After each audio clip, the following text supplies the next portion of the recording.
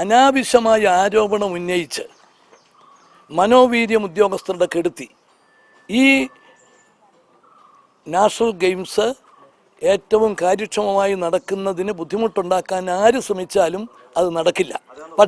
പക്ഷേ അവർ പറയുന്നതിനകത്ത് യാഥാർത്ഥ്യത്തിൻ്റെ എന്തെങ്കിലും അംശമുണ്ടെങ്കിൽ ഗവൺമെൻറ് അത് അന്വേഷിക്കും.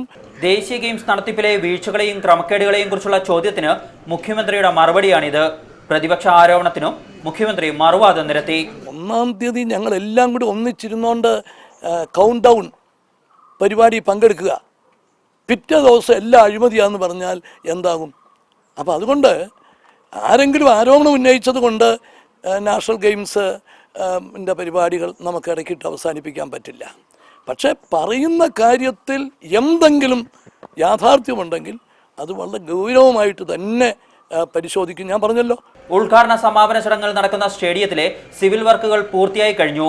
മോടി പിടിപ്പിക്കൽ മാത്രമാണ് ബാക്കിയുള്ളത്. ഓരോ മണിക്കൂറും ദിവസവും പ്രവർത്തികൾ നിരീക്ഷിച്ചും വിലയിരുത്തിയുമാണ് മുന്നോട്ട് പോകുന്നത്. ഗെയിംസ് തുടങ്ങുന്നതിന് മുമ്പ് എല്ലാം പൂർത്തിയായിരിക്കും. നിലവിലെ ആക്ഷേപങ്ങളും ആശങ്കകളും അടിസ്ഥാനരഹിതമാണെന്നും കാര്യങ്ങൾ പൂർണ്ണമായും നിയന്ത്രണത്തിലാണെന്നും മുഖ്യമന്ത്രി അവകാശപ്പെട്ടു. റിപ്പോർട്ടർ, കോഴിക്കോട്.